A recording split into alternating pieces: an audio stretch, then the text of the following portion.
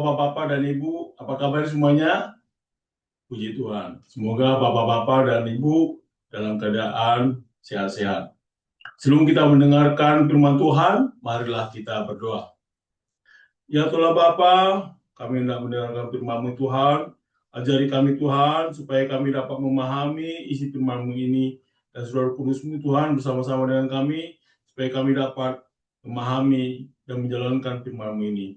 Terpujilah Engkau Tuhan, di dalam nama Anak-Mu, Kristus Yesus Tuhan kami. Amin. Baik, saudara-saudara, nas kita diambil dari Galatia 2 ayat 15 sampai 21. Demikian bunyinya. Yang terutama juga untuk orang Kristen keturunan Yahudi. Menurut kelahiran, kami adalah orang Yahudi dan bukan orang berdosa dari bangsa-bangsa lain. Kita tahu bahwa tidak seorang pun yang dibenarkan karena melakukan hukum Taurat, tetapi melalui iman dalam Yesus Kristus. Sebab itu kami pun telah percaya kepada Kristus Yesus, supaya kami dibenarkan karena iman dalam Kristus dan bukan karena melakukan hukum Taurat. Sebab tidak ada seorang pun yang dibenarkan karena melakukan hukum Taurat. Namun, jika kamu sendiri sementara kami berusaha untuk dibenarkan dalam Kristus ternyata adalah orang yang berdosa, apakah hal itu berarti bahwa Kristus adalah pelayan dosa? Sekali-sekali tidak. Jikalau aku membangun kembali apa yang telah aku rombak, aku menyatakan diriku sebagai pelanggar hukum Taurat. Sebab aku telah mati oleh hukum Taurat untuk hukum Taurat, supaya aku hidup untuk Allah.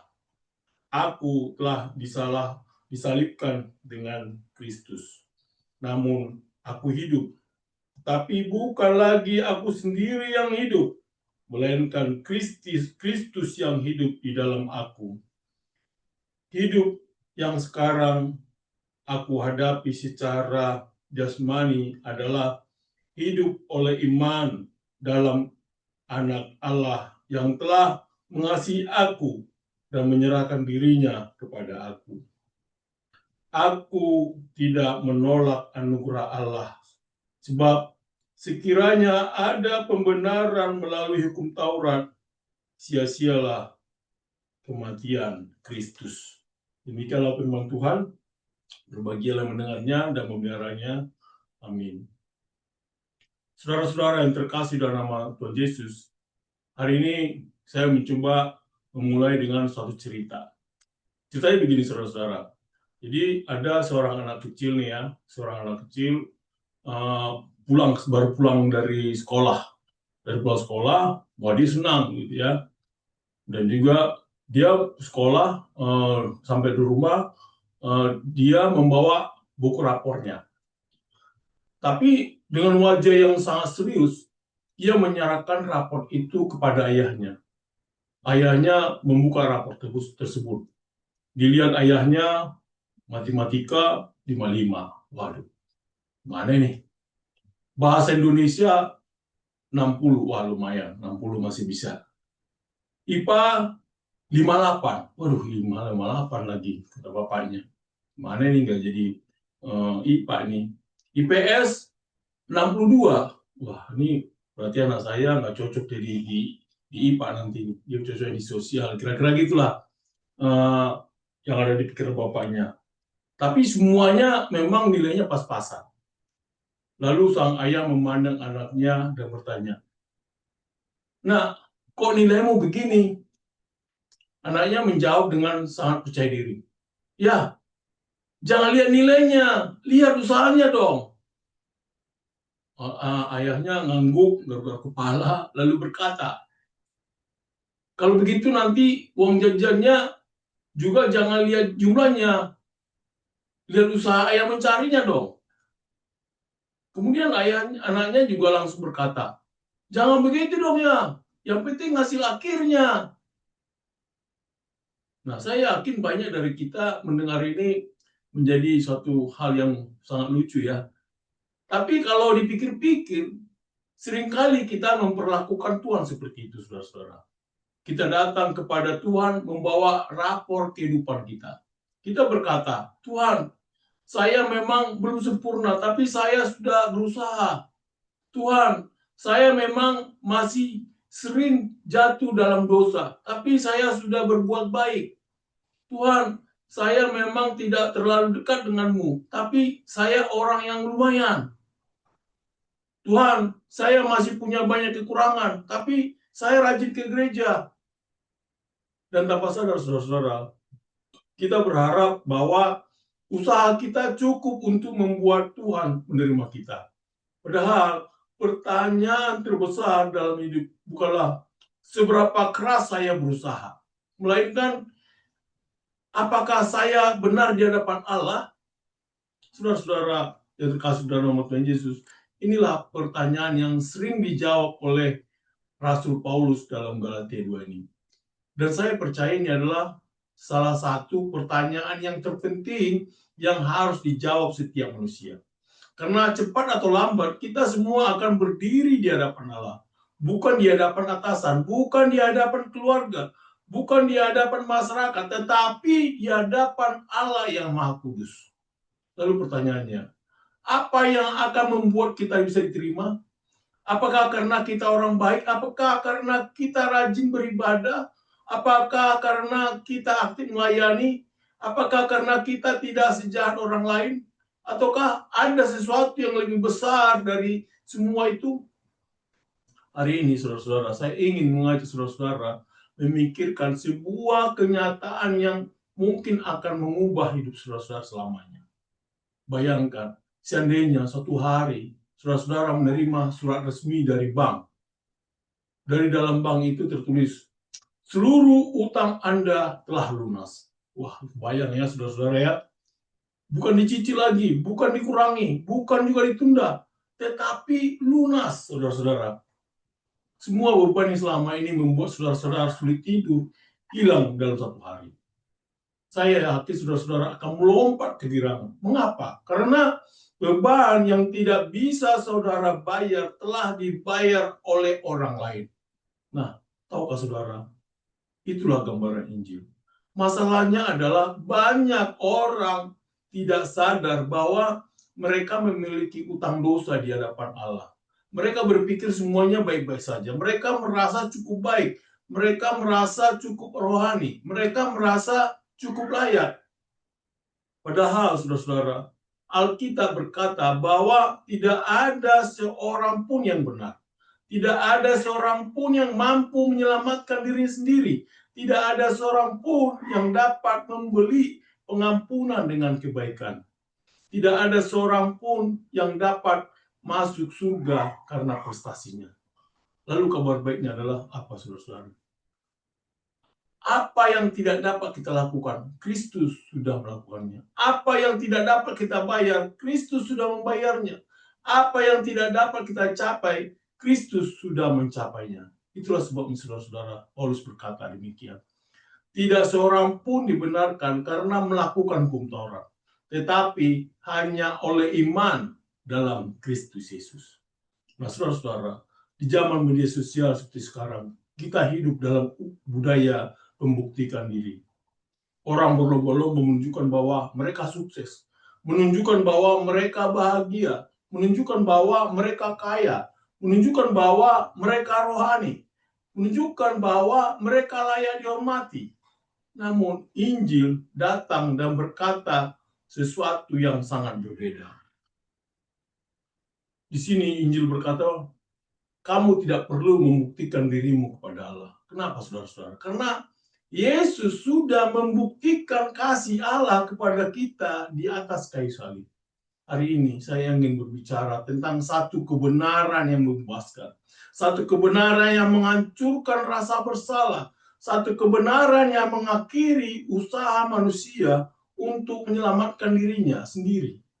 Satu kebenaran yang mengubah hidup Paulus, satu kebenaran yang mengubah Martin Luther, satu kebenaran yang mengubah sejarah gereja. Dan saya percaya, saudara-saudara, satu kebenaran yang sanggup mengubah hidup saudara hari ini. Nah, di sini saya yang mengambil judul khotbah ini adalah rahasia hidup yang benar-benar berubah.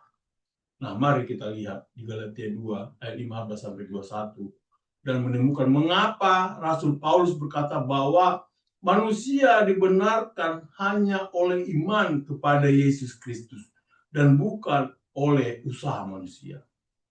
Dan saya percaya ketika kita memahami kebenaran ini, kita tidak akan pernah melihat salib dengan cara yang sama lagi. Saudara-saudara yang terkasih dalam nama Tuhan Yesus, ada beberapa hal yang akan kita diskusikan di sini. Yang pertama adalah krisis yang tidak terlihat ketika orang baik mulai menggantikan Injil. Artinya, saudara-saudara yang dikasihi Tuhan Yesus, ketika membaca Galatia 2 ini, kita mungkin berpikir ini hanya persoalan orang Yahudi dan orang non-Yahudi. Ini hanya orang Sunat. Ini hanya soal hukum Taurat. Tetapi saudara-saudara, sesungguhnya persoalan yang sedang dihadapi Paulus jauh lebih besar daripada itu. Ini adalah persoalan yang masih menghantui gereja sampai saat hari ini. Ini adalah persoalan yang masih menghantui kehidupan banyak orang percaya. Persoalannya adalah, apakah Yesus cukup? Atau apakah kita masih membutuhkan sesuatu yang lain untuk diterima Allah? Perhatikan ini baik-baik, saudara-saudara. Paulus tidak sedang melawan orang ateis. Paulus tidak sedang melawan penyembah berhala. Paulus juga tidak sedang melawan orang yang membenci Tuhan. Justru yang sedang ia hadapi adalah orang-orang yang sangat religius. Orang-orang yang rajin. Orang-orang yang sangat taat. Orang-orang yang sangat serius menjalankan agama. Namun mereka melakukan satu kesalahan besar.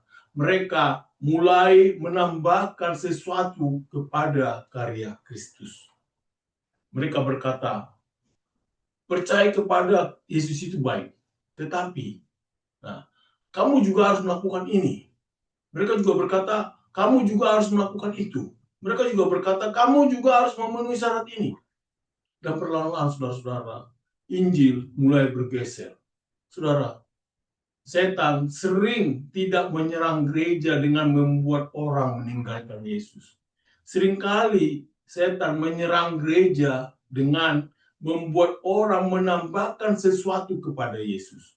Karena Injil yang ditambah sebenarnya bukan lagi Injil.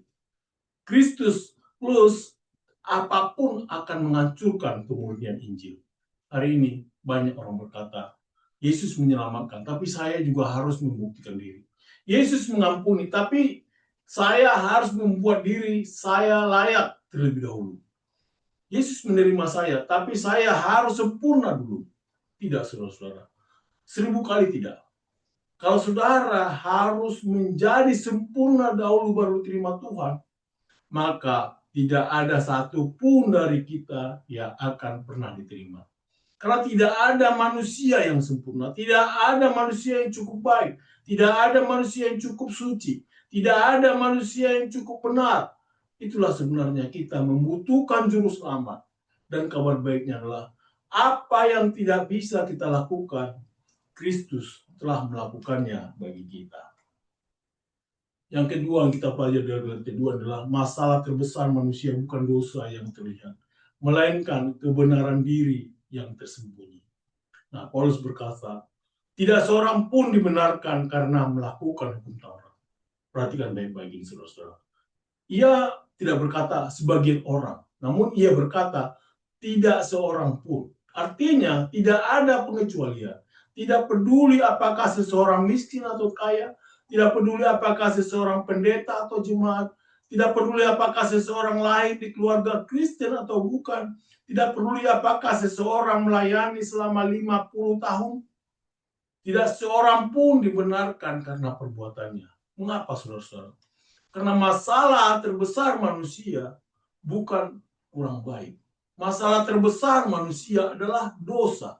Izinkan saya memberi ilustrasi demikian. Bayangkan saudara-saudara, ada seseorang terkena penyakit jantung yang sangat parah, tapi ia hanya mengobati sakit kepalanya. Ia minum obat sakit kepala setiap hari. Sakit kepalanya memang berkurang, tapi penyakit jantungnya tetap ada. Cepat atau lambat, penyakit itu akan menghancurkannya. Banyak orang melakukan hal yang sama secara rohani. Mereka mencoba memperbaiki perilaku. Mereka mencoba menjadi lebih sopan, lebih baik, lebih ramah, lebih religius. Tapi akar persoalannya tidak pernah dibereskan. Dosa masih ada. Hati masih jauh dari Tuhan. Kesombongan masih hidup. Keegoisan masih berkuasa. Dan itulah yang tidak dapat diselesaikan oleh usaha manusia. Saudara-saudara, dosa bukan sekedar apa yang kita lakukan. Dosa adalah kondisi hati yang terpisah dari Allah. Itulah sebabnya pendidikan tidak dapat menyelamatkan manusia. Uang tidak dapat menyelamatkan manusia. Kesuksesan tidak dapat menyelamatkan manusia. Agama pun tidak dapat menyelamatkan manusia. Hanya Kristus yang dapat menyelamatkan manusia.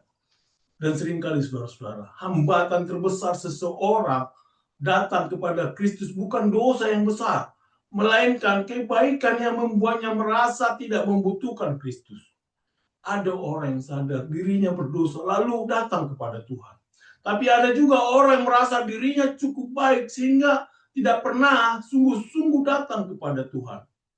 Kebenaran diri adalah salah satu dosa yang paling berbahaya. Karena dosa ini membuat seseorang merasa tidak membutuhkan kasih karunia. Yang ketiga yang kita pelajari di Galatia 3 ini, Galatia 2 inilah berita terbesar yang pernah ada adalah Allah menerima kita bukan karena apa yang kita lakukan, melainkan karena apa yang Kristus telah lakukan. Nah, saudara-saudara, inilah bagian yang membuat Injil menjadi kabar baik. Kalau selamatan bergantung pada usaha kita, tidak ada satupun dari kita yang memiliki harapan. Karena kita semua gagal. Tetapi puji Tuhan, keselamatan tidak bergantung pada kita. Keselamatan bergantung kepada Kristus. Di sini Paulus berkata, kami telah percaya kepada Kristus Yesus supaya kami dibenarkan karena iman dalam Kristus. Perhatikan saudara-saudara. Paulus tidak berkata, kami dibenarkan karena kemampuan kami. Ia juga tidak berkata, kami dibenarkan karena disiplin rohani kami. Ia juga tidak berkata, kami dibenarkan karena kesalahan kami. Ia juga berkata, kami dibenarkan. Namun Paulus berkata, kami dibenarkan karena iman dalam Kristus. Iman adalah tangan yang menerima hadiah. Misalnya hari ini saya memberikan saudara sebuah hadiah. Apa yang harus saudara lakukan? Apakah saudara harus membayarnya? Tentu tidak. Apakah saudara harus bekerja keras untuk mendapatkannya? Tentu tidak, karena ini adalah hadiah. Saudara terkasih dalam nama Tuhan Yesus, saudara-saudara juga hanya perlu menerimanya. Demikianlah keselamatan. Keselamatan bukan hadiah untuk orang hebat. Keselamatan adalah hadiah untuk orang-orang yang percaya. Inilah yang membuat banyak orang tersandung. Karena manusia suka memperoleh sesuatu dengan usahanya. Manusia suka merasa berjasa. Manusia suka merasa pantas. Tapi Allah berkata, tidak. Aku akan menyelamatkanmu melalui kasih karunia. Mengapa, saudara-saudara? Karena jika keselamatan bisa dibeli, orang kaya akan masuk surga lebih dulu. Jika keselamatan bisa diperoleh melalui pendidikan, orang pintar akan masuk surga lebih dahulu. Jika keselamatan bisa diperoleh melalui kekuatan moral, orang yang paling disiplin akan masuk surga lebih dulu. Tapi Allah merancang keselamatan sedemikian rupa, sehingga semua kemuliaan hanya bagi Kristus.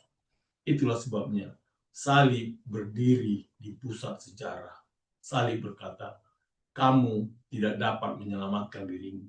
Tapi salib juga berkata, aku telah menyelamatkanmu. Dan ketika seseorang memahami hal itu, hidupnya menjadi berubah. Ia tidak lagi melayani untuk mendapatkan kasih Allah. Ia melayani karena telah menerima kasih Allah.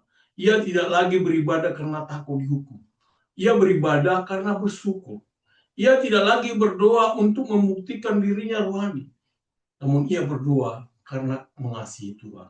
Ia tidak lagi hidup untuk mendapatkan penerimaan, tetapi ia hidup dari penerimaan yang telah diberikan Allah di dalam Kristus.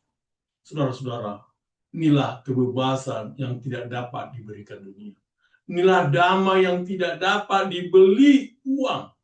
Inilah sukacita yang tidak dapat dihasilkan oleh kesuksesan. Ketika seseorang mengetahui bahwa ia diterima Allah bukan karena dirinya layak, melainkan karena Kristus yang layak. Ketika seseorang mengetahui bahwa dosanya telah diampuni, ketika seseorang mengetahui bahwa ia dikasihi oleh Allah, maka hidupnya tidak akan pernah sama lagi. Yang keempat yang kita pelajari dalam Galatia 2 adalah salib Kristus, tempat di mana keadilan dan kasih bertemu. Saudara-saudara yang kasih Tuhan, jika ada satu simbol yang paling dikenal dalam kekristenan, itu adalah salib. Salib ada di menara di gereja, salib ada di kalung, salib juga ada di Alkitab, salib juga ada di ruang ibadah. Tapi karena kita terlalu sering melihat salib, kadang-kadang kita kehilangan makna yang sebenarnya. Bagi banyak orang, salib hanyalah simbol agama. Namun bagi Paulus, salib adalah pusat seluruh sejarah manusia. Salib bukan sekedar tempat Yesus mati. Salib adalah tempat Allah menyelesaikan masalah terbesar manusia, yaitu dosa. Nah, sebelum salib, ada jurang yang memisahkan manusia dengan Allah. Allah kudus, manusia berdosa. Allah benar, manusia bersalah.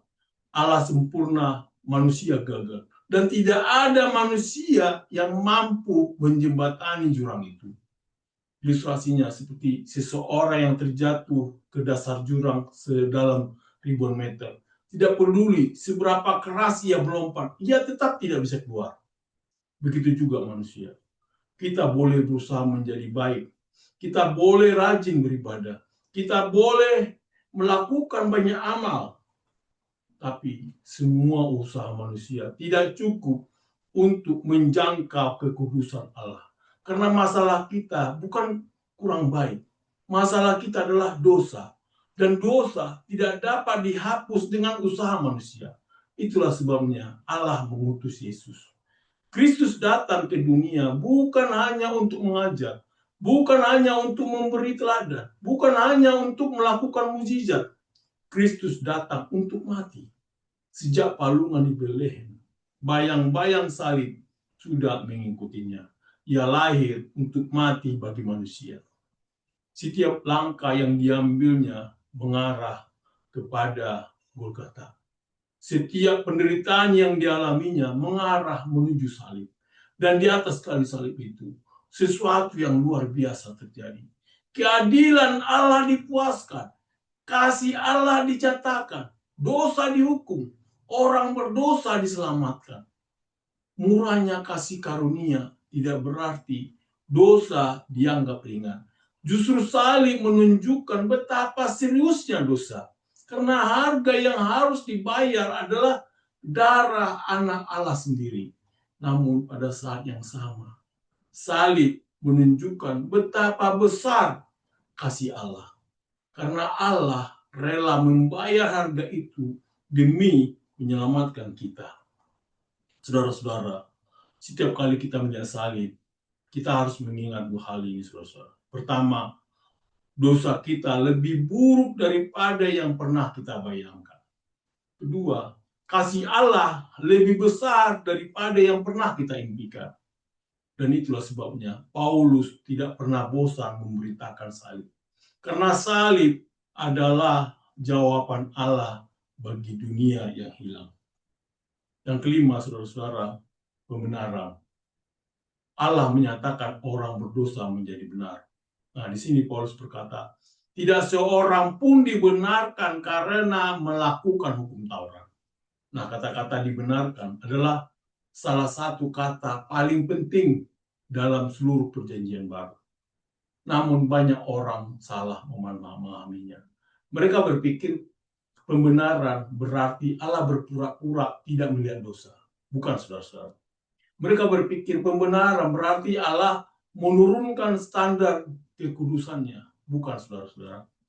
Pembenaran berarti Allah menyatakan orang berdosa benar berdasarkan karya Kristus. Sekali lagi, pembenaran berarti Allah menyatakan orang berdosa benar berdasarkan karya Kristus. Bayangkan sebuah ruang sidang, saudara-saudara. Hukum sedang duduk, hakim sedang duduk di kursinya. Terdakwa berdiri di hadapannya. Bukti-bukti kesalahan terbuka. Tidak ada yang dapat disangkal. Terdakwa benar-benar bersalah. Itulah gambaran kita di hadapan Allah. Tetapi kemudian Yesus datang dan dia berkata, biar aku yang menanggung hukuman mereka. Inilah yang terjadi di saya, saudara-saudara. Kristus mengambil posisi kita. Ia menerima hukuman yang seharusnya kita terima. Dan kemudian Allah memberikan kepada kita kebenaran Kristus. Inilah pertukaran terbesar dalam sejarah. Kristus mengambil dosa kita. Kita menerima kebenarannya. Kristus menerima hukumannya. Kita menerima damai sejahteranya. Kristus menerima kematian kita. Kita menerima hidupnya.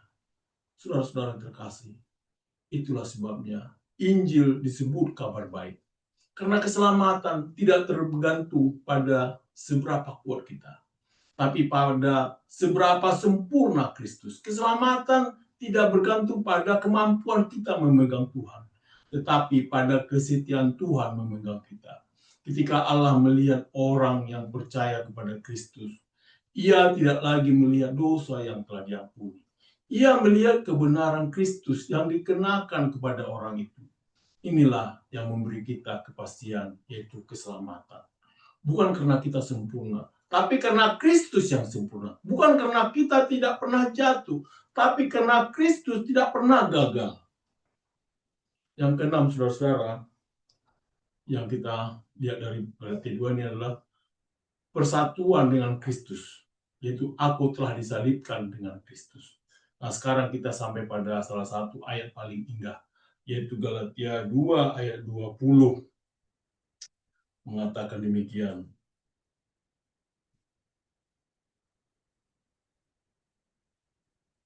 Namun aku hidup, tetapi bukan lagi aku sendiri yang hidup, melainkan Kristus yang hidup di dalam aku.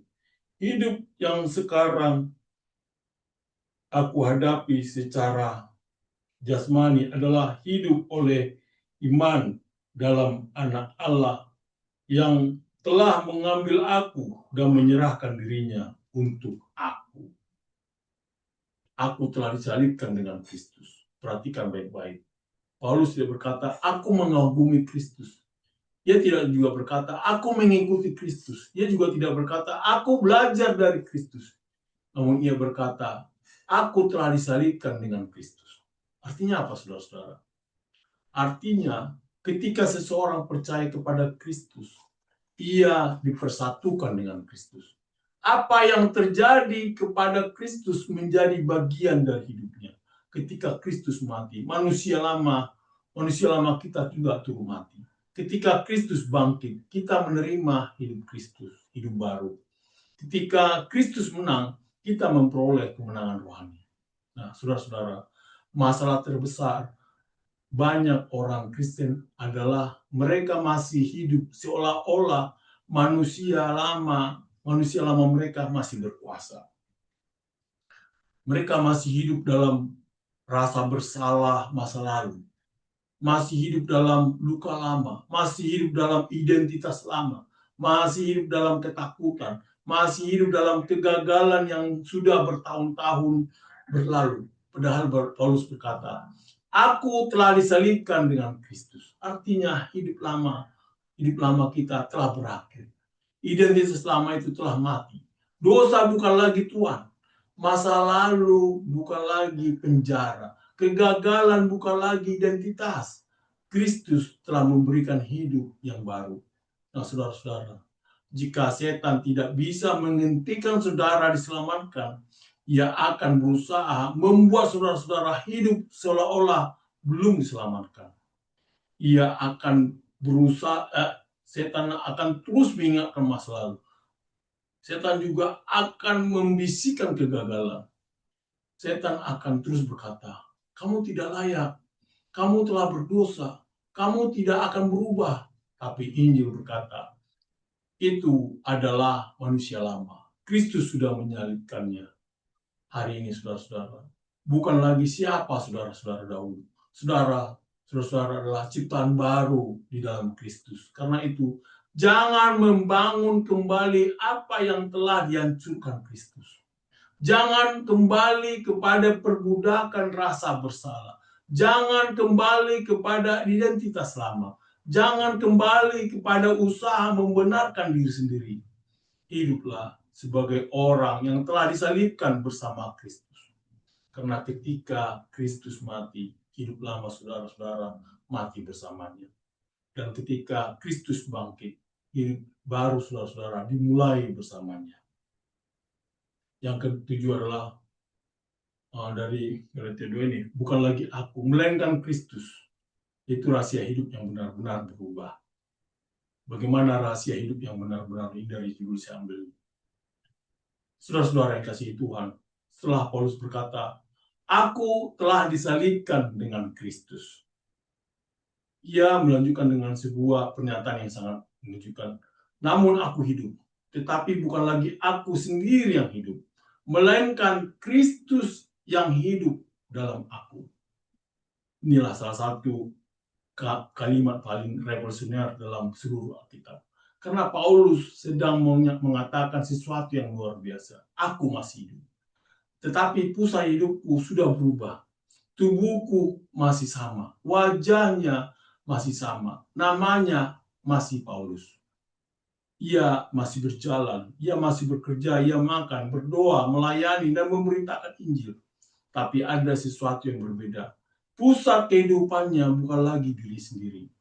Kristus telah menjadi pusat hidupnya. Saudara-saudara, jika kita jujur, masalah terbesar manusia sebenarnya adalah satu kata, yaitu aku. Aku ingin dihargai, aku ingin dipuji, aku ingin berhasil, aku ingin diakui, aku ingin dihormati, aku ingin menjadi nomor satu. Nah, sejak manusia jatuh ke dalam dosa, pusat kehidupan manusia berubah dari Allah kepada diri sendiri. Dosa pada dasarnya adalah hidup yang berpusat pada diri. Itulah sebabnya dunia kita penuh konflik. Rumah tangga rusak karena aku. Persahabatan rusak karena aku. Gereja terpecah karena aku. Bangsa berperang karena aku. Bahkan pelayan pun bisa rusak karena aku.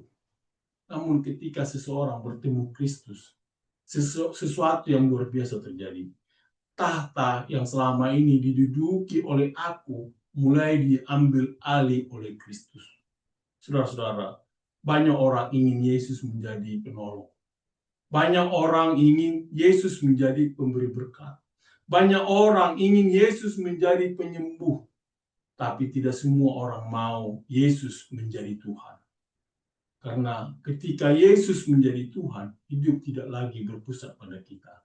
Dan justru situlah kebebasan yang sesungguhnya ditemukan.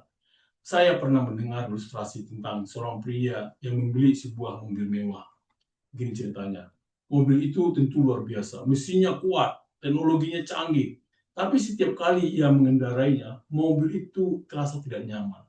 Suatu hari seseorang mekanik memeriksa mobil itu dan menemukan bahwa pria itu duduk di kursi belakang sambil mencoba mengendalikan setir dengan tongkat panjang. Nah, ini dia saudara-saudara ya. Mekanik itu berkata, tidak heran mobil ini tidak berjalan dengan baik saudara-saudara. Karena Bapak tadi duduk di tempat yang salah. Nah, bukankah seringkali kita melakukan hal ini yang sama seperti rohani? Tuhan, pimpin hidup saya. Tapi kita tetap ingin memegang kendali. Tuhan, saya percaya kepadamu. Tapi kita tetap ingin menentukan semuanya sendiri. Tuhan, jadilah Tuhan dalam hidup saya. Tapi kita tidak mau menyerahkan area-area tertentu kepadanya. Nah, di sini Paulus berkata, bukan aku lagi, bukan lagi aku. Inilah titik perubahan hidup yang sejati. Ketika kita berhenti menjadi pusat hidup. Dan Kristus mengambil tempat yang seharusnya menjadi miliknya. Yang kedelapan adalah hidup oleh iman di tengah dunia yang menuntut pembuktian diri. Nah, Paulus melanjutkan lagi sini. Hidup yang sekarang aku hadapi secara jasmani adalah hidup oleh iman dalam anak Allah. Nah, perhatikan saudara-saudara. Di sini Paulus tidak berkata, aku memulai dengan iman lalu melanjutkan dengan kekuatanku sendiri. Namun ia berkata, aku hidup oleh iman. Artinya setiap hari, setiap musim kehidupan, setiap kemenangan, setiap pergumulan, setiap air mata, setiap tantangan, semuanya dijalani dengan iman kepada Kristus. Saudara-saudara, kita hidup di dunia yang terus menuntut pembuktian diri. Sejak kecil kita diajarkan, buktikan bahwa kamu pintar, buktikan bahwa kamu berhasil, buktikan bahwa kamu layak, buktikan bahwa kamu mampu. Lalu ketika dewasa, tekanan itu semakin besar. Media sosial berkata, tunjukkan hidup terbaikmu. Dunia kerja berkata, tunjukkan prestasimu. Lingkungan berkata, tunjukkan kesuksesanmu. Bahkan kadang-kadang kita membawa pola pikir yang sama ke dalam hubungan dengan Tuhan. Kita pikir, aku harus membuktikan bahwa aku cukup rohani. Aku harus membuktikan bahwa aku layak diberkati. Aku harus membuktikan bahwa Tuhan bisa menerima aku. Tapi Injil berkata sesuatu yang berbeda. Injil berkata, Kristus sudah membuktikan kasih Allah kepadamu. Karena itu, kita tidak hidup untuk mendapatkan penerimaan Allah. Kita hidup dari penerimaan Allah. Ada perbedaan besar. Orang yang hidup untuk mendapatkan penerimaan akan selalu lelah, selalu takut gagal, selalu khawatir tidak cukup baik, selalu cemas tidak memenuhi standar.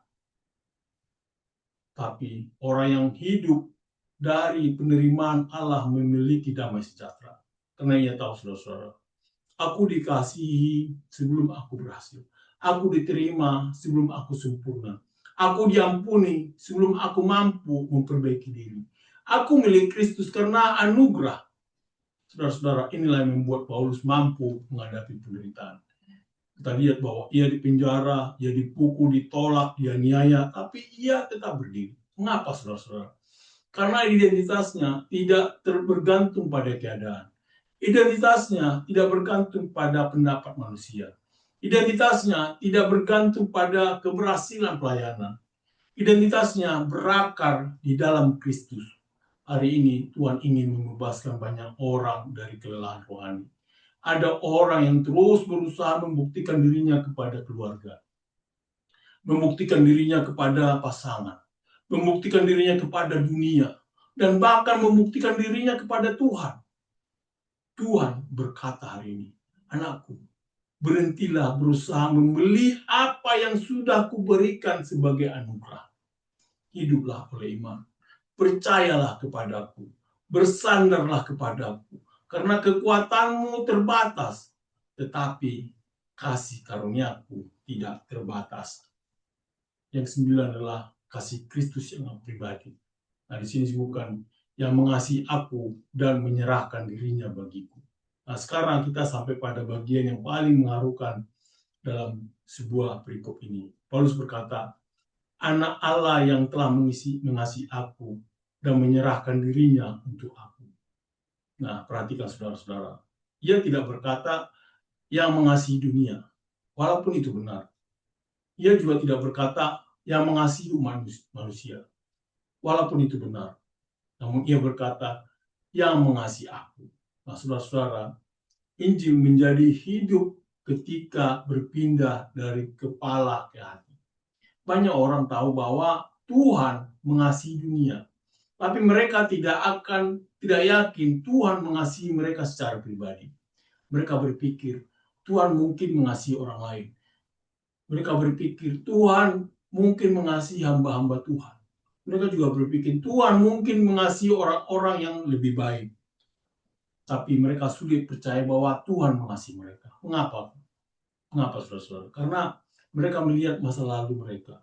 Mereka melihat kegagalan mereka. Mereka melihat dosa mereka. Mereka melihat luka mereka. Tapi Paulus berkata, dia mengasihi aku.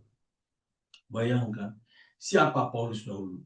Ia pernah menganiaya gereja. Ia pernah menangkap orang Kristen. Ia pernah menyetujui pembunuhan Stefanus.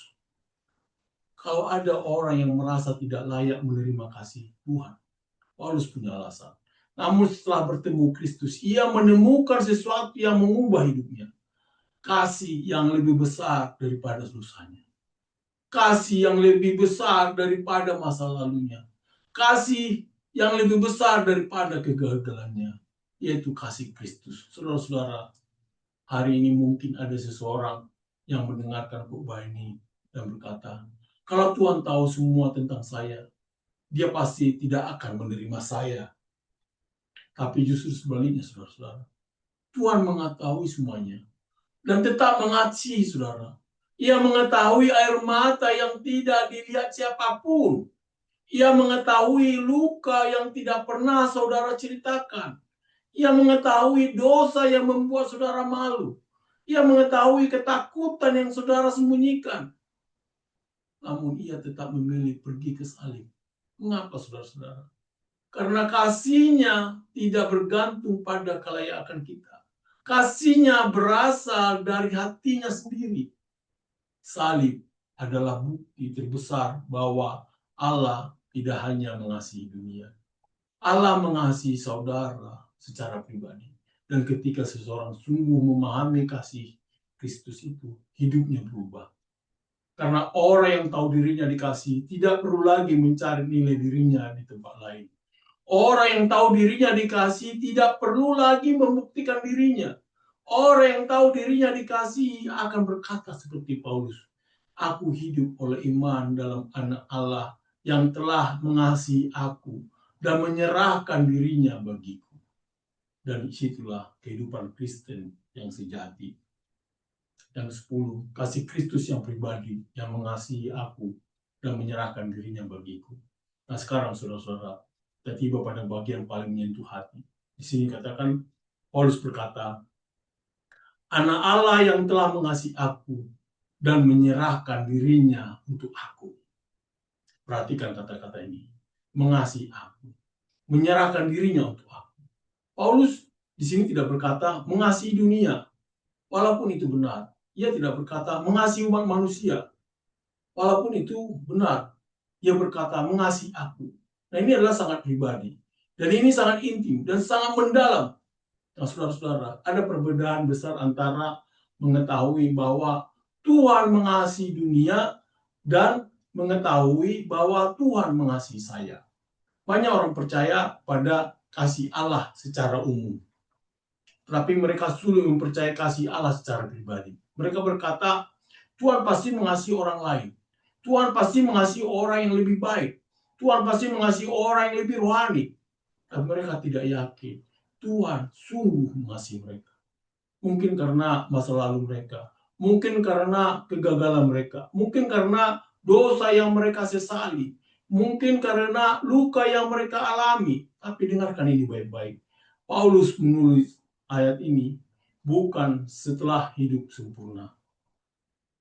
Paulus pernah menjadi penganiaya gereja. Pernah menangkap orang Kristen. Pernah menyetujui pembunuhan Stefanus. Namun ketika ia bertemu Kristus, ia menemukan sesuatu yang mengubah hidupnya. Kasih yang lebih besar daripada masa lalunya. Kasih yang lebih besar daripada dosanya. Kasih yang lebih besar daripada kegagalannya. Yaitu kasih Kristus. Saudara-saudara, setan selalu ingin fokus pada kegagalan kita. Tapi Kristus ingin kita fokus pada kasih-Nya. Setan berkata, lihat dosamu. Lalu tapi Kristus berkata, lihat salibku. Setan berkata, kamu tidak layak. Namun Kristus berkata, Aku telah membayar harganya. Setan berkata, masa lalumu terlalu gelap. Tapi Kristus berkata, darahku cukup untuk menyucikannya. Hari ini, mungkin ada seseorang yang mendapatkan khotbah ini dan merasa dirinya terlalu jauh dari Tuhan. Terlalu banyak kesalahan, terlalu banyak penyesalan, terlalu banyak kegagalan. Tapi saya ingin saudara-saudara mendengarkan suara Injil. Kristus mengenali saudara-saudara. Kristus mengetahui segala sesuatu tentang saudara-saudara. Ia mengetahui air mata yang tidak dilihat orang lain. Ia mengetahui pergumulan yang tidak saudara ceritakan kepada siapapun. Ia mengetahui ketakutan yang saudara sembunyikan. Ia mengetahui dosa yang membuat saudara malu. Namun ia tetap berkata, aku mengasihimu. Dan bukan hanya mengasihi, tapi ia menyerahkan dirinya bagi saudara-saudara. Salib bukan sekedar bukti bahwa Allah mengasihi dunia. Salib adalah bukti bahwa Allah mengasihi saudara secara pribadi. Dan ketika kebenaran itu masuk ke dalam hati seseorang, segalanya berubah. Karena orang yang mengetahui dirinya sungguh dikasihi Kristus tidak akan pernah lagi hidup dengan cara yang sama lagi. Yang ke-10, bahaya menolak kasih karunia Allah. Dosa yang sering kita sadari bagi orang beragama. Nah, saudara-saudara yang kasih Tuhan. Nah, kita sampai pada ayat yang serius ini dari perikop ini. Paulus berkata di ayat 21, mengatakan, aku tidak menolak anugerah Allah. Aku tidak menolak anugerah Allah. Kalimat ini tampak sederhana, tapi sesungguhnya sangat menggetarkan. Karena Paulus sedang menunjukkan bahwa ada kemungkinan seseorang berada dekat dengan agama tetapi jauh dari kasih karunia. Ada kemungkinan seseorang rajin beribadah tapi menolak kasih karunia, menolak anugerah. Ada kemungkinan seseorang aktif melayani tapi menolak kasih karunia. Ada kemungkinan seseorang mengetahui banyak ayat Alkitab tapi menolak kasih karunia. Pertanyaannya adalah, bagaimana seseorang menolak kasih karunia Allah? Banyak orang berpikir menolak kasih karunia berarti menjadi ateis, menjadi pemberontak, menolak Tuhan secara terang-terangan. Tapi Paulus menunjukkan bentuk penolakan yang jauh lebih halus. Seseorang menolak kasih karunia, menolak anugerah ketika ia mulai mengandalkan dirinya sendiri. Ketika ia berkata, aku sudah baik. Ketika dia berkata, aku cukup saleh. Ketika ia juga berkata, aku cukup rohani. Ketika ia berkata juga, aku cukup layak. Ketika ia berkata juga, aku bisa menyelamatkan diri. Nah, saudara-saudara, inilah dosa yang sangat berbahaya. Karena orang yang hidup dalam dosa yang jelas sering menyadari bahwa ia membutuhkan Tuhan. Tapi orang yang hidup dalam kebenaran dirinya sendiri sering merasa tidak membutuhkan Tuhan. Itulah sebabnya Yesus lebih keras terhadap orang Farisi daripada terhadap pemungut cukai. Bukan karena dosa Farisi lebih banyak, tapi karena mereka merasa tidak membutuhkan kasih karunia. Mereka membangun identitas mereka di atas prestasi rohani. Mereka mengukur diri berdasarkan ketaatan lahiriah. Mereka membandingkan diri dengan orang lain. Dan akhirnya mereka kehilangan Injil. Nah, saudara-saudara, ada bahaya besar bagi setiap orang Kristen yang sudah lama berada di gereja. Kita bisa mulai berpikir bahwa Tuhan menerima kita karena pelayanan kita, karena jabatan kita, karena pengalaman kita, karena pengetahuan kita, karena kesetiaan kita. Padahal Tuhan menerima kita hanya karena Kristus. Hari ini Tuhan ingin mengingatkan kita. Jangan pernah meninggalkan kasih karunia. Jangan pernah berpindah dari salib kepada diri sendiri. Jangan pernah mengganti anugerah dengan prestasi. Karena saat kita mulai mengandalkan diri kita, kita sedang berjalan menjauh dari Injil. Yang ke-11 adalah jika keselamatan bisa diperoleh dengan usaha manusia, maka Kristus mati sia-sia. Nah, sekarang Paulus mengungkap salah satu kalimat paling kuat dalam seluruh surat Galatia. Ia berkata, sebab sekiranya ada pembenaran melalui hukum Taurat, sia-sialah kematian Kristus. Kalau sini bukan, sekiranya ada pembenaran melalui hukum Taurat, sia-sialah kematian Kristus. Nah, bayangkan betapa seriusnya kalimat ini. Paulus sedang berkata, jika manusia bisa diselamatkan melalui usaha sendiri, maka Yesus tidak perlu mati. Jika manusia bisa masuk surga melalui kebaikan, maka Yesus tidak perlu mati. Jika manusia bisa dibenarkan melalui agama, maka Yesus tidak perlu mati.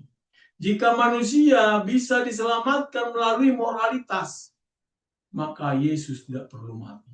Jika manusia bisa menyelamatkan dirinya sendiri, maka Golgota tidak pernah diperlukan. Tapi Kristus memang mati. Dan kematiannya memberitahukan kita sesuatu yang sangat penting, yaitu keadaan manusia jauh lebih buruk daripada yang kita sadari. Dosa jauh lebih serius daripada yang kita pikirkan. Dan keselamatan jauh lebih mahal daripada yang kita bayangkan. Saudara-saudara, kadang kita melihat salib hanya sebagai simbol kasih. Dan memang benar. Tapi salib juga adalah bukti bahwa dosa kita tidak pernah murah. Dosa begitu serius sehingga anak Allah harus mati. Tidak ada jalan lain. Tidak ada rencana cadangan. Tidak ada alternatif lain. Hanya Kristus, hanya salib, hanya anugerah, hanya iman. Itulah sebabnya Paulus berjuang mati-matian mempertahankan Injil. Karena jika kita menambahkan sesuatu kepada Kristus, kita sedang meremehkan salib. Jika kita berkata, Kristus ditambah usaha saya. Jika kita berkata, Kristus ditambah prestasi saya. Jika kita berkata, Kristus ditambah kesalehan saya. Maka tanpa sadar, kita sedang berkata, salib belum cukup. Tapi Injil berkata, salib cukup. Darah Kristus cukup. Kasih karunia cukup. Karya Kristus cukup. Pengorbanan Kristus cukup. Dan ketika seseorang memahami hal itu, ia berhenti berusaha menyelamatkan dirinya sendiri. Ia mulai bersandar sepenuhnya kepada Kristus. Nah, yang kedua adalah hidup dalam kebebasan anak-anak Allah, panggilan percaya diri dan bertumbuh. Saudara-saudara, setelah semua yang Paulus jelaskan, ada satu pertanyaan besar. Kalau kita dibenarkan oleh iman, bagaimana kita harus hidup sekarang? Nah, jawabannya adalah hiduplah dalam kebebasan anak-anak Allah. Nah, perhatikan saudara-saudara. Paulus tidak berkata hiduplah dalam ketakutan. Paulus juga tidak berkata hiduplah dalam rasa bersalah. Hiduplah dalam usaha tanpa akhir untuk membuktikan diri. Tidak, saudara-saudara. Namun Paulus berkata bahwa hidup orang percaya sekarang berakar pada Kristus. Artinya kita hidup dari posisi yang berbeda. Kita tidak berjuang untuk diterima. Kita berjuang karena sudah diterima. Kita tidak melayani supaya dikasih, tapi kita melayani karena sudah dikasih. Kita tidak taat supaya diselamatkan. Kita taat karena sudah diselamatkan. Perbedaannya saudara-saudara sangat besar. Agama berkata, berusahalah supaya Tuhan menerima kamu. Tapi Injil berkata, Tuhan telah menerima kamu di dalam Kristus, maka hiduplah baginya. Agama menghasilkan ketakutan, Injil menghasilkan syukur. Agama menghasilkan kesombongan atau keputusasaan. Injil menghasilkan kerendahan hati dan sukacita. Agama membuat orang fokus pada dirinya. Injil membuat orang fokus pada Kristus. Saudara-saudara, banyak orang Kristen hidup seperti anak yatim rohani. Mereka selalu merasa tidak cukup. Selalu merasa ditolak. Selalu merasa harus membuktikan diri. Padahal Allah memanggil kita hidup sebagai anak-anaknya. Anak tidak bekerja untuk menjadi anak. Anak bekerja karena ia sudah menjadi anak. Anak tidak berusaha mendapatkan kasih ayahnya. Anak hidup dari kasih ayahnya. Demikian juga kita. Hari ini Tuhan mengundang kita untuk berhenti hidup dalam perbudakan. Perbudakan rasa bersalah, perbudakan masa lalu, perbudakan penolakan, perbudakan ketakutan. Perbudakan membuktikan diri, dan mulai hidup dalam kebebasan Injil. Kebebasan untuk mengasihi, kebebasan untuk melayani, kebebasan untuk mengampuni, kebebasan untuk bersukacita, kebebasan untuk percaya kepada Tuhan, kebebasan untuk berkata seperti Paulus, aku telah disalibkan dengan Kristus, namun aku hidup, tapi bukan lagi aku sendiri yang hidup, melainkan Kristus yang hidup di dalam aku. Saudara-saudara, mungkin hari ini ada yang datang dengan hati yang lelah. Lelah karena mencoba menjadi sempurna. Lelah karena mencoba membuktikan diri. Lelah karena membawa rasa bersalah bertahun-tahun. Lelah karena kegagalan masa lalu. Lelah karena merasa tidak pernah merasa cukup. Hari ini Tuhan berkata, anakku, datanglah kepadaku. Berhentilah berusaha menyelamatkan dirimu sendiri. Percayalah kepadaku. Percayalah kepada salibku. Percayalah kepada kasihku. Karena keselamatan bukan hadiah bagi orang yang kuat. Keselamatan adalah anugerah bagi orang yang percaya. Dan itulah kabar baik Injil. Itulah kabar baik di Galatia 2 ayat 15 sampai 21 ini. Itulah kabar baik yang sanggup mengubah hidup kita hari ini. Dan itulah kabar baik yang harus kita bawa kepada dunia yang sedang lelah mencoba menyelamatkan dirinya. Amin, saudara-saudara. Amin, saudara-saudara. Saudara-saudara yang terkasih dalam Tuhan Yesus, hari ini kita telah berjalan bersama Rasul Paulus melalui salah satu bagian Alkitab yang paling indah dan paling membebaskan. Dan sebelum kita mengakhiri khotbah ini, saya ingin mengajak saudara-saudara mengingat kembali apa yang telah Tuhan ajarkan kepada kita hari ini. Karena seringkali kita mendengar firman Tuhan, tapi melupakan ini inti pesannya. Maka mari kita bertanya, apa sebenarnya yang Tuhan ingin kita bawa pulang hari ini? Jika saya harus merangkum seluruh khotbah ini dalam beberapa kalimat sederhana, maka inilah pesannya. Yang pertama adalah kita tidak dapat menyelamatkan diri sendiri. Dunia mengajarkan berusahalah lebih keras. Buktikan dirimu, jadilah lebih baik, naiklah lebih tinggi. Tapi firman Tuhan berkata, tidak seorang pun dibenarkan karena melakukan hukum Taurat. Artinya saudara-saudara, tidak ada jumlah kebaikan yang cukup. Tidak ada jumlah ibadah yang cukup. Tidak ada jumlah pelayanan yang cukup. Tidak ada jumlah prestasi yang cukup. Tidak ada manusia yang mampu membuat dirinya benar di hadapan Allah. Kita semua membutuhkan juru selamat. Yang kedua, Kristus sudah melakukan apa yang tidak dapat kita lakukan. Kabar baik Injil adalah apa yang tidak mampu kita lakukan, Kristus sudah melakukannya. Kita gagal memenuhi standar Allah, Kristus memenuhinya. Kita layak menerima hukuman, Kristus menanggungnya. Kita memiliki utang dosa yang tidak dapat dibayar, Kristus melunasinya. Kita terpisah dari Allah, Kristus membuka jalan kembali kepada Bapa. Itulah sebabnya salib adalah pusat kekristenan. Salib berkata, Allah mengasihimu. Salib berkata, dosamu dapat diampuni. Salib berkata, masih ada harapan. Salib berkata, datanglah kepadaku. Yang ketiga, kita dibenarkan oleh iman, bukan oleh prestasi. Nah, saudara-saudara, ini adalah inti Galatia 2. Kita tidak diterima Allah karena kita baik. Kita diterima Allah karena Kristus baik. Kita tidak diterima Allah karena kita sempurna. Kita diterima Allah karena Kristus sempurna. Kita tidak diselamatkan karena jasa kita. Kita diselamatkan karena anugerahnya. Karena itu, berhentilah mencoba membeli apa yang sudah diberikan Allah secara cuma-cuma. Berhentilah mencoba membuktikan diri kepada Tuhan. Percayalah kepada Kristus. Percayalah kepada salib. Percayalah kepada kasih karunia-Nya. Dan keempat, saudara-saudara, Kristus tidak hanya mati bagi kita, tapi hidup di dalam kita. Paulus berkata, bukan lagi aku sendiri yang hidup, melainkan Kristus yang hidup di dalam aku. Inilah rahasia hidup Kristen. Kita tidak menjalani hidup dengan kekuatan sendiri. Kristus hidup di dalam kita. Ketika kita lemah, Dia kuat. Ketika kita takut, Dia memberi damai. Ketika kita jatuh, Dia mengangkat. Ketika kita kehilangan arah, Dia memimpin. Ketika kita merasa sendirian, Dia menyertai. Saudara tidak berjalan sendiri. Kristus hidup di dalam saudara. Dan kelima, kasih Kristus bersifat pribadi. Salah satu kalimat paling indah dalam perikop ini adalah anak Allah yang telah mengasihi aku dan menyerahkan dirinya untuk aku. Perhatikan saudara-saudara, Paulus berkata mengasihi aku.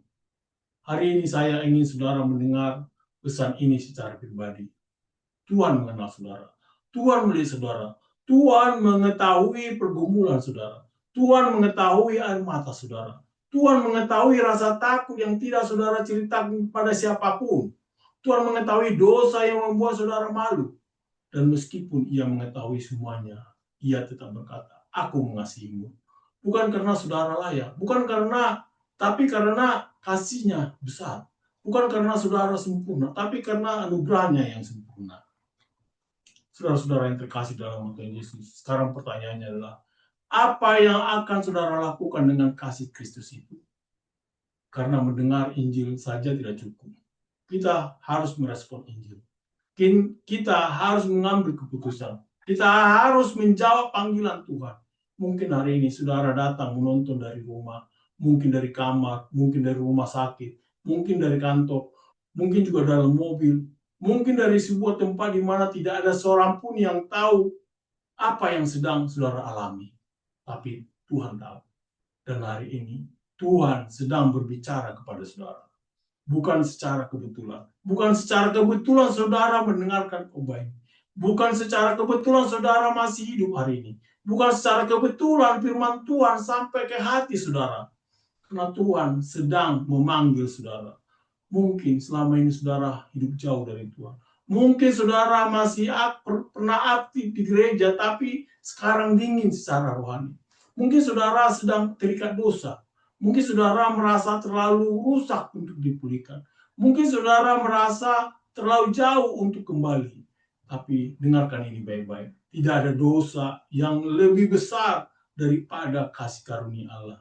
Tidak ada masa lalu yang lebih kuat daripada darah Kristus. Tidak ada kegagalan yang lebih besar daripada kuasa salib. Tidak ada orang yang terlalu jauh sehingga tidak dapat dijangkau oleh kasih Tuhan. Hari ini Tuhan berkata, datanglah kepadaku. Bukan besok, hari ini. Bukan setelah saudara sempurna, hari ini. Bukan setelah saudara memperbaiki diri, hari ini.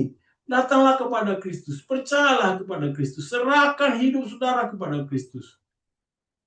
Jika hari ini saudara ingin menyerahkan hidup saudara kepada Yesus, jika saudara-saudara ingin menerima pengampunan dosa, jika saudara ingin memiliki hubungan yang baru dengan Tuhan, jika saudara ingin menerima keselamatan yang Tuhan sediakan, bukakan hati saudara-saudara. Datanglah kepada Kristus. Mungkin saudara-saudara sudah percaya kepada Tuhan, tapi saudara lelah, saudara kecewa, saudara terluka, saudara kehilangan sukacita, saudara kehilangan damai sejahtera. Hari ini Tuhan berkata, kembalilah kepadaku, kembalilah kepada kasih karunia, kembalilah kepada salib, kembalilah kepada Injil, kembalilah kepada Kristus. Untuk itu saudara-saudara, apabila saudara-saudara mengalami hal ini, berdoalah demikian. Tuhan Yesus, hari ini aku datang kepadamu. Aku mengakui bahwa aku membutuhkanmu. Aku tidak dapat menyelamatkan diriku sendiri. Aku percaya bahwa Engkau mati di kayu salib untuk dosaku. Aku percaya bahwa Engkau bangkit dan hidup. Hari ini aku menyerahkan hidupku kepadamu. Ampunilah dosaku. Pulihkan hatiku. Perbaharuilah hidupku. Jadilah Tuhan atas juru selamatku. Aku memilih percaya kepada kasih karunia-Mu. Aku memilih percaya kepada salib-Mu. Aku memilih hidup bagimu. Terima kasih karena Engkau mengasihi aku. Terima kasih karena Engkau menyerahkan dirimu bagiku. Demikianlah saudara-saudara. Katakanlah demikian. Amin. Amin, saudara-saudara. Saudara-saudara yang dikasihi Tuhan. Ketika dunia berkata, buktikan dirimu. Salib berkata, Kristus telah membuktikan kasih-Nya bagimu. Ketika dunia berkata, kamu tidak cukup. Tapi Injil berkata, kasih karunia-Ku sudah cukup. Ketika masa lalu berkata, kamu gagal. Tapi Kristus berkata, aku telah menebusmu. Dan ketika hati saudara mulai takut, ingatlah selalu, aku telah disalibkan dengan Kristus, namun aku hidup. Tapi bukan lagi aku sendiri yang hidup, melainkan Kristus yang hidup di dalam aku. Tuhan memberkati saudara-saudara. Amin. Mari kita berdoa. Ya Tuhan Bapa, kami telah mendengarkan firman-Mu Tuhan. Ya Tuhan, kami tahu Tuhan bahwa kami adalah orang yang tidak baik padamu Tuhan. Ya Tuhan, ajari kami Tuhan supaya kami selalu mengandalkan Engkau dalam kehidupan kami Tuhan. Selalu mengandalkan Engkau dalam pekerjaan kami Tuhan. Ya Tuhan Bapa, terpujilah Engkau Tuhan, di dalam nama-Mu, Kristus Yesus Tuhan kami. Amin.